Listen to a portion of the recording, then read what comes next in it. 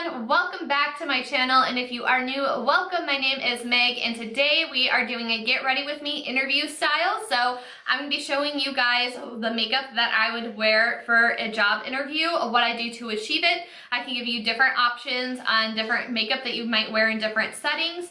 I go over different hairstyles that might be good for a job interview. I give you different outfit choices, and then I also go ahead and give you advice and tips to get you through your interview.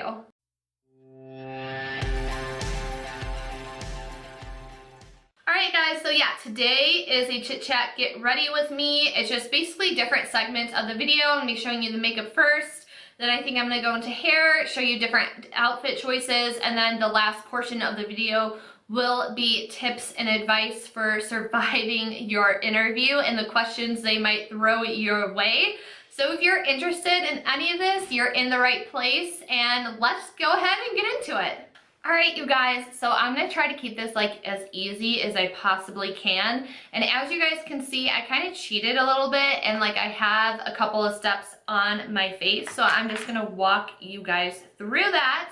So I definitely already have my foundation and concealer and eyebrows on, sort of as I'm like adding a little bit more. So for foundation, I'm actually doing a foundation review. It'll be up soon, probably, if it's not up already, but it's on the new NARS Radiant Foundation. So normally I would not recommend this if you're doing a job interview. You definitely want to use products that you're already comfortable with, that you know is going to look great on you. Doing your makeup the day of a job interview is not the time to experiment with new products. So definitely make sure you use your tried and true for your foundation. And then for concealer, I use my tried and true NARS Radiant Creamy Concealer and Chantilly. And then for brows, I just filled them in lightly with a Brow Wiz by Anastasia. This is like more of like a natural lighter brow. And I think like that's kind of the best way to go into an interview, unless of course you're interviewing for something makeup related, then I think you should go like all out and truly show your talent. But for like the regular kind of like day-to-day jobs, I wouldn't really carve out my brows anything crazy. I don't think I would use dip brow or anything like that. I would just stick to a pencil because it's, like I said, more natural looking. And then all I did was set my face. This is what I normally do to make my makeup stay for a long time. So I use the RCMA No Color Translucent Powder. I said it right! Oh my god, like so many videos I've been filming, I have not been able to say like the name of that correctly. Okay, so we're gonna keep it quite simple, and for me, my simple may be like more extra than what you're used to, so just make adjustments as needed. So like I said, I like to keep things a bit more on the natural side, so I'm not gonna do anything crazy with contour. I'm just gonna go in with a bronzer. This is a Physicians Formula Butter Bronzer. This is like the original one before they came out in different shades, so it doesn't have a shade name. And then I'm just going to use this blush brush. This is a Sephora brush. I like this brush because it gets like a pretty, it's like not too large, and I definitely like the round shape for bronzing. And I just think it does a good job of like buffing things out. So you can, I also like to put it in like the contour places. So if you're not sure of where that is, you can try doing like the kissy face to kind of see where your bone structure goes in. But this is the ugly face that I make. I just scrunch my face and go, so I can really see where my cheekbones are. And then I'm going to kind of hold my brush at a slight angle to get like right underneath like that cheekbone, if that makes sense. And I just lightly go in at first, and then you can just kind of stamp the product on. And I say you want to stamp it on because like if you're brushing back and forth vigorously, you're going to be picking up your foundation and everything that we just like laid down and set. So I definitely like to go in with like more of a stamping motion to deposit more color. So not anything too super crazy. And then I kind of stop like right where I feel like the apple of my cheek. So right about there is where I stop it. So that looks about even to me. So I'm also going to go ahead and bronze my forehead, and my forehead is where product gets picked up and like messed up the most. Even using light tapping motions tends to disrupt the foundation on my forehead. So I just am extra careful here and go in with a super light hand. And I again just stick to the perimeter of my forehead. And then for under my chin,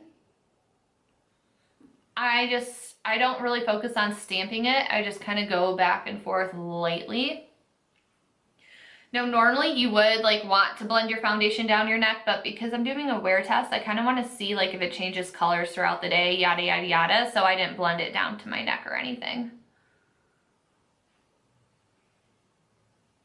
And then if you wanted to do something on your nose, you could, and I'm just, because like I'm so used to being extra, I'm just taking whatever is left, and as you guys can see, that made like the slightest difference of just defining my nose a little bit. I just lightly tap down the sides.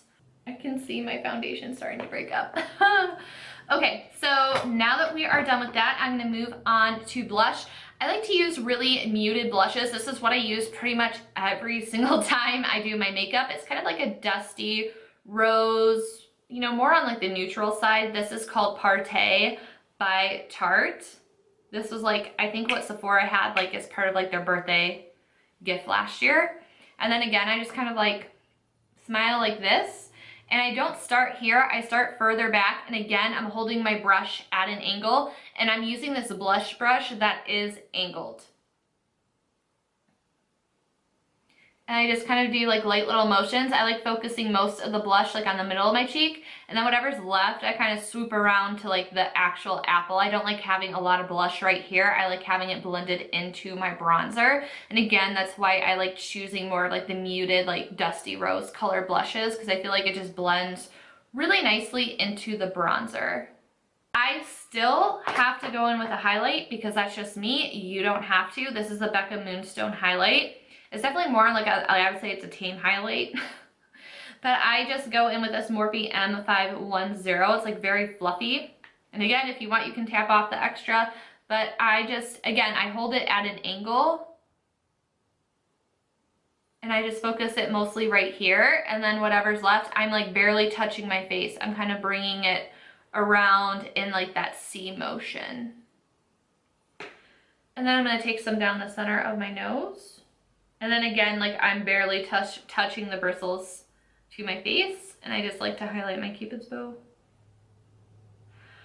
So like that, and then I also, again, it's subtle, but I'm extra, and it's a way for me to use this product. This is the Merame highlight by Dose of Colors. It was with the Desi and Katie collection. It's too dark for me to use elsewhere, so I love using this as a blush topper. So I take kind of like a bigger tapered brush. So here's the difference between the highlighting brush and this brush. This is a Luxie 522 tapered highlighting brush. I barely tap any, like 2 to 3 taps, and then I just smile. And I get right on the tops of my cheeks. Now this also just like kind of mirrors and like goes with my blush color, so that's again why it's also another go-to. I just think it adds like a nice little shine to the tops of your cheeks without it being like such a white contrast that I would get from this highlight. So that's basically everything with our face. I'm going to go ahead and prime my eyes. So I just use concealer. It's simple. Like I don't think you need to go out and buy like a separate product just for eye primer. I also like this because it covers up like any veins or redness that you might get in your eyes. So I focus most of it on the lid, and then I will kind of bring it up like that. And then I'll just blend it out and set it with that translucent powder.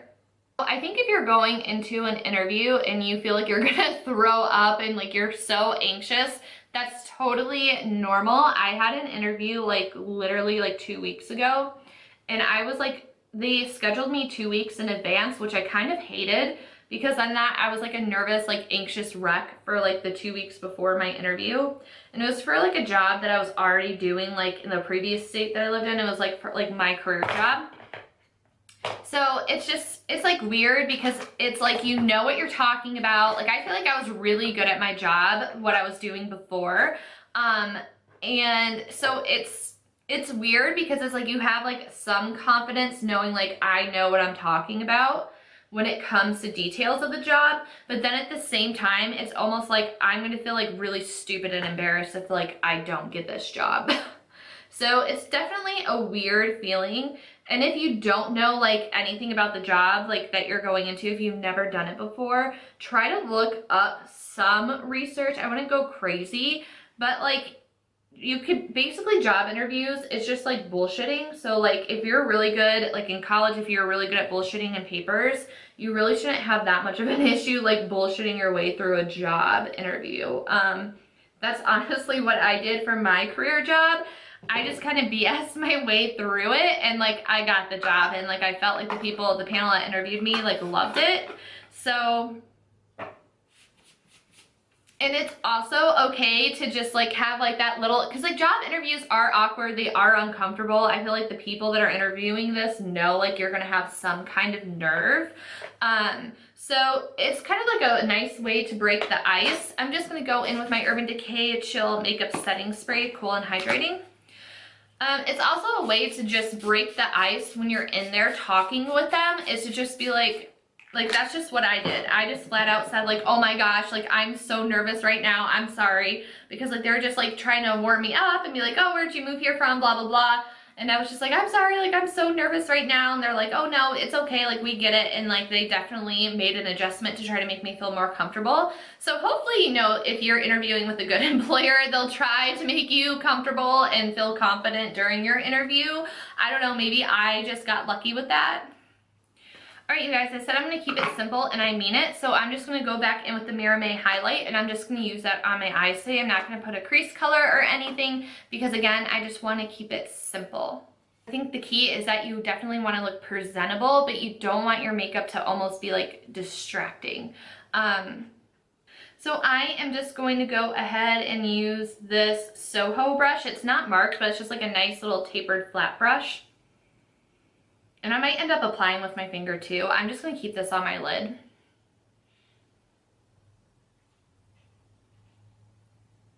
So as you guys can see, it's just like a really pretty, kind of like a rose goldy highlight.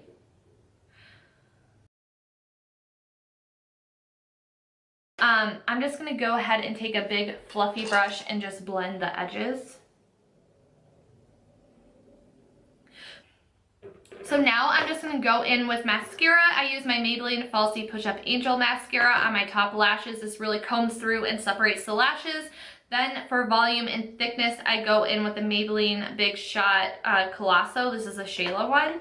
And then for my lower lashes, this wand is like really great for the lower lash line because it's so small and it really does coat your individual lashes. This is the MAC Giga Black Extend and Play Mascara. And then for mascara, to like avoid getting mascara like on your lid, I find it's really helpful. First of all, I recommend that anyone that is doing their makeup gets like a handheld mirror. It makes your life so much easier. I just like holding mine down and looking down into it and just like going up, because if I have my eyes like this, they're not really going to be anywhere near my lid, so I have a less chance of like smudging it. Versus if I'm going like this, then of course I'm going to be like poking myself on my lid with my mascara. So that's just like another tip if that's something that you're struggling with. And then also, if you're like me and you smudge your lower lash line, or if you do get it up into your crease or on your lid, wait for it to dry. And then especially with the lower lash line, you can literally just go back and forth with the Q-tip and it will come off and it really won't pick up your concealer or anything if you do it gently. And then for like the upper lid and crease area, if you're wearing like hardly any makeup like I am today, it's really easy to go in there with a Q-tip. Oh, and then when I'm doing my lower lashes, I hold the mirror up.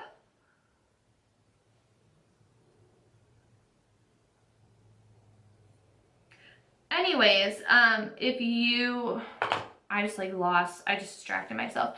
Okay, so if you do get mascara like on your lid or on your crease and it's like makeup look like today, like it's really simple, you can again go in with the Q-tip. But if you did spend a lot of time like in your crease blending, you can take more of a condensed like fluffy brush and kind of blend it away and blend it into your shadow. So that's like tips of getting rid of mascara smudges. All right, for lips, I'm gonna keep it really simple. I'm just gonna use a nude lip because that's what I feel the most confident in. And again, keeping it simple. This is a nude stick and whisper, and you can also use like a gloss too. If you just wanted to like, I have foundation lips. I could also just wipe the foundation off, put a clear gloss on and call it the end of the day and call it a day. This is what happens like when I don't have caffeine. I can't talk. So my hair right now, I half-assed it, but I wanted to give you guys an example of a hairstyle that could be productive and like professional, nice looking for an interview if you just wanted to do something more than like having it down or a basic ponytail. So for me, hair is quite the distraction. Whenever my hair is down, I'm always messing with it. I'm always playing with it.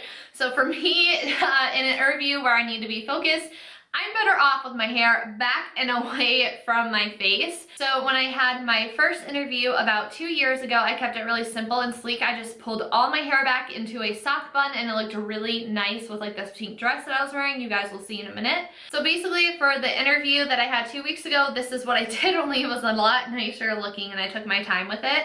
I just went ahead and did like a basic 2 French braids. I braided my hair down to pigtails and then I crisscrossed it in the back and pinned it up. Again, it's a disaster back there because like I said, I did this really fast just to give you guys an idea.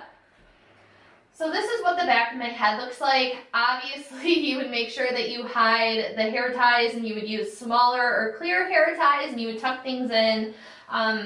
I would also probably pancake the braids or like fluff them out more. So this is basically what I started with, and then I would pancake them out more, which basically just means I would pull it apart to make it look fluffy, more fluffy and bigger. All right, you guys, so for outfit choices, I just want to give you like a couple different ideas of like what kind of stuff you guys could wear to your job interviews. So this is actually an outfit that I wore recently on a job interview. As you guys can see, I'm just like wearing like loafer type shoes because I'm not a high heels kind of girl.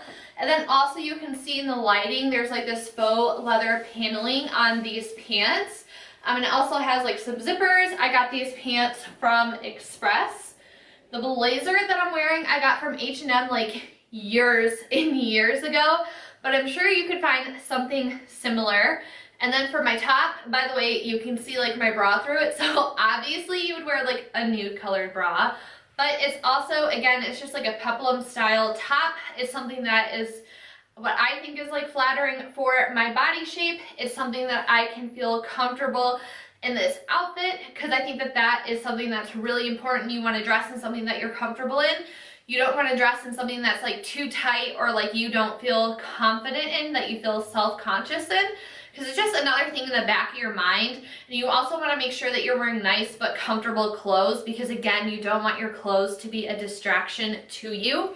So these are my shoes. It just adds a little something to the outfit. I believe these are from Charlotte Rouge, I think. I don't know. I'm guessing that's where these are from. And then my top, I also believe I got from H&M. So this outfit overall isn't like anything crazy super expensive. Another option is to wear like a dress with leggings type situation. So this dress, again, I want to say is from Charlotte Rouge. This is actually what I wore on my one job interview. I wore this with leggings under it. So it's just really cute and pretty. It's like a vibrant color. And then I just wore plain black flats with this and the leggings under. I thought it was like a really cute outfit. Again, it's like a stretchy waist. I felt comfortable in it. I felt confident in it. I felt like I looked good. So those are some tips for you guys, outfit wise. Now I'm gonna go ahead and get into interview kind of like tips and advice because I felt like I was really distracted while I was doing my makeup, so I couldn't get all my words out. So I don't know like what I left in while I was doing my makeup or if I just cut everything out and did a voiceover. I don't know, but I just want to give you guys tips because I feel like, yeah, you can do like makeup tutorials and this and that, but I feel like it's also really helpful to have advice on how to handle job interviews if you're not used to it, or if it's like, you know, a transition, you just finished college and you're ready to start your career, or whether you went to college or not and it's a career job, or if it's a job where you don't have any experience and you have no idea what you're getting yourself into. I think that this might be advice that could be helpful for you. So job interviews are nerve-wracking. If you're anything like me, you're probably not gonna get a lot of sleep. So Red Bull is my friend in the morning, basically before an interview. Red Bull also really helps me focus. So before an interview, I'll drink like half a can of Red Bull or like a quarter can because I'm super sensitive to caffeine. I don't want to be too all over the place. I want to be like the right amount of focused. And it's all about just like make sure you have a smile on your face the whole time while you're talking. And if you were good at bullshitting papers, that's basically what an interview is. You just kind of like BS your way through the interview and hope that you dazzled them. There's really no perfect answer to any question that they might ask you. Just always try to have a positive attitude and a positive spin onto anything that they might ask you. If they ask you a question, how did you deal with a negative coworker, or did you have an issue with a coworker? If so, how did you handle it? Make sure you respond in a very positive way. You don't want to be like, oh, this person was lazy, they didn't do anything, they didn't do this, they were awful, like they sucked. You don't want to have like that much negativity into your answer. You just want to say they did this, which was very unprofessional. So this is how I handle it, and this is what the result was. So a lot of these interview questions are behavioral-based interview questions, and there is a technique that's best answering them, and I think it's called like the STAR technique. I have to look it up because I can't remember what everything stands for. Basically, they want you to discuss S, which is the situation. So like what was going on. T is a task. So what were you working towards? What goals did you have for this? A is the action. So what did you do in this situation? And when I say what did you do in this situation, I mean you want to keep the focus like 100% on you. So even in this, they say what specific steps did you take and what was your particular contribution? Don't describe the team or what other people did. So don't say my coworker had a situation where they did this and X, Y, and Z happened. You want to say this is my situation, this is what my contribution of the situation was, and this is how I handled it. They want to know about you, not about your team, not about your coworkers. The R is the result. S-T-A-R, yeah, the result. So what was the result of this whole situation? How did you handle it? And then a lot of times they may ask like, looking back on the situation, what would you have done differently? So again, they also give the advice to describe the outcome of your actions. Don't be shy about taking credit for your behavior. What happened? How did the event end? What did you accomplish? What did you learn from this? And then it just says, make sure your answer creates multiple positive results. So basically taking a negative situation and keeping it positive. So taking a situation that might be negative and turning it to a positive would be like, have you ever had to deal with a negative coworker, or did you ever not get along with someone that you worked with? Was there someone that caused conflict? How did you handle this? You know, it's a very common general question. So you want to describe the situation. So I had a coworker that was inappropriate because of A, B, and C.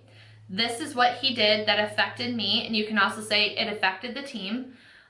This is what I did to try to rectify the situation, and moving forward, I would have done, you know, I would do the same thing in a future scenario, or looking back, I would have done this. So for me, for example, keeping it very general, there's a coworker that made everybody in the unit very uncomfortable. They made multiple inappropriate comments. They put safety at risk. They put the unit at risk. They put the building at risk.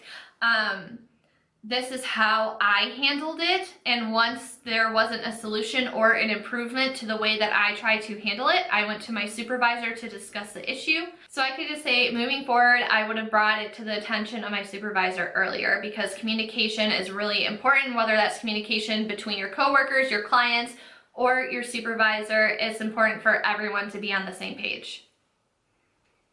So that is just an example.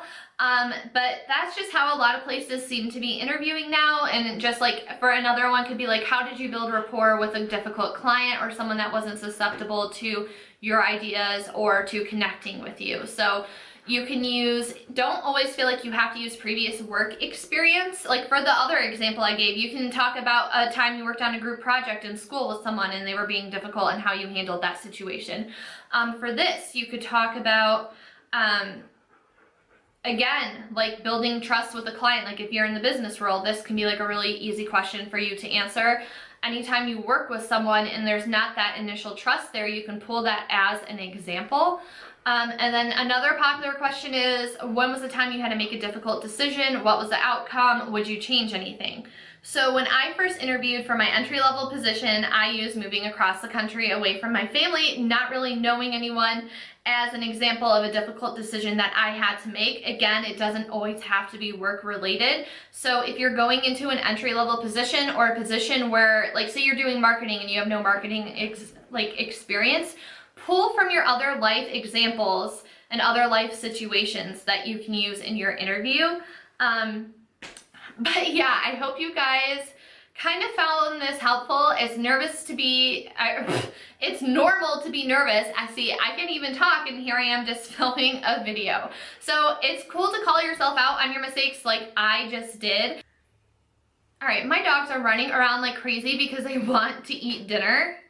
Even though it's still a half hour away, they're always like hours early on their internal dinner clock. So,